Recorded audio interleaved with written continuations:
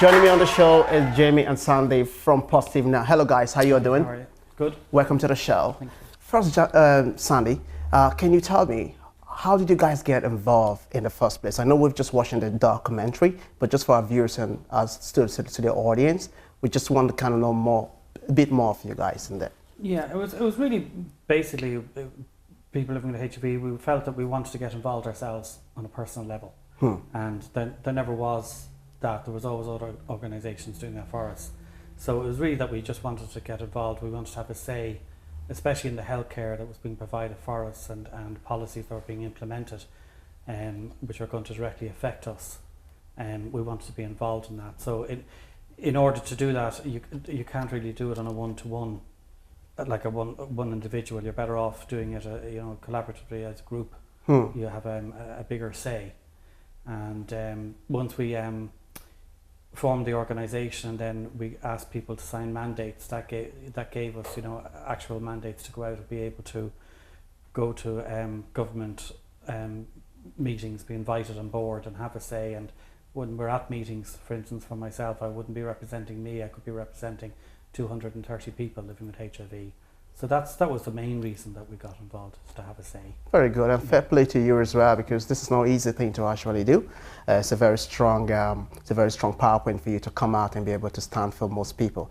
Because one thing I understand about this HIV is something that those who are having it, it's difficult for them to come out and say, this is my own problem, So my next question for you is, how important do you want to carry on this message through your organization right now? Well, I mean, the message that we try to carry forward is, that HIV is a livable disease. Illness, it doesn't necessarily mean a death sentence anymore. The person should come first, and HIV is a secondary condition. It's not the sole person, and that there is support networks out there for people. And Positive Now, we have our website, and we have a chat room available on that website. We also have support groups, peer support groups we run once a month, where people can come. And for some people, they can't say the word HIV loudly in public, Very true. And that can be an issue. So at least when they come to us, they can actually say that in a confident manner. No one's going to judge them, and everybody is in the same position in the room. So that just let people around the country know that they're not alone. And there's no need to be alone. You can link into a network, and we are there. Let me just jump down to Jamie for a second. Jamie, what was the first thing that hit you the first time you ever go out to be able to say, I'm HIV positive? What was the response did you get in the first place? Actually, Chris, before I was diagnosed, I actually looked like somebody who had AIDS. That's what was known back then. So when I got diagnosed, it was quite easy. I remember walking through St. James Hospital thinking, who am I going to tell? How am I going to tell? And then I suddenly thought, well, people already think I have AIDS. I had that AIDS look. That's what you had back then. That's how you feel in the first place. Did you just feel that, or is there I kind of felt that coming through the hospital. I was kind of numb, and then I said, so I just started telling people then. But people's perspective before I was diagnosed was, you have AIDS. Wow. I looked like somebody, because I was in addiction, and I was involved in all, I understand, addiction and other things. My whole life was it was destructive. And it was quite easy for me then to come out, but then the prejudice and the stigma then around it, it got a bit much, so I had to live with it.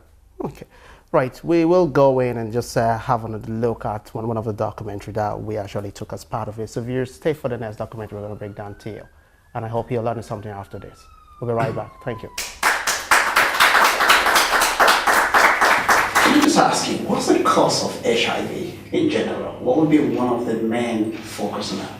People not getting tested and having unprotected sex. That means if they had HIV, they don't know about it, so the HIV is very active. So that's the cause of the rise in HIV. Like you see, in the drug community, the figures fell there for a while. So to me, looking at that was the drug community taking responsibility on harm reduction. Okay. So again, the cause of the rise in HIV is people not being tested. They reckon 1 in 4 has HIV. And what The World Health Organization actually made a statement about that. And so that's where the rise in HIV is. So what are the steps that we need to actually take? Do people need to go out there to make sure they do regular tests? They need to be assured that this information is kept privately? Because one thing about this HIV thing is that most people are they're very scared because they just felt if I'm HIV positive, oh, my life ends there. Is that the case? Well, that can be the case, but when people are getting tested, like I think I said, they're leaving the hospital traumatized. You know, they're all like going in, they're being told it's a bit like diabetes, go online and look for support. It's nothing like diabetes. When you get HIV, you have HIV for life. You're on the medication for life. You need to alter that into your life, amend your life. Like I'm 26 year positive. I was more unwell before it was HIV.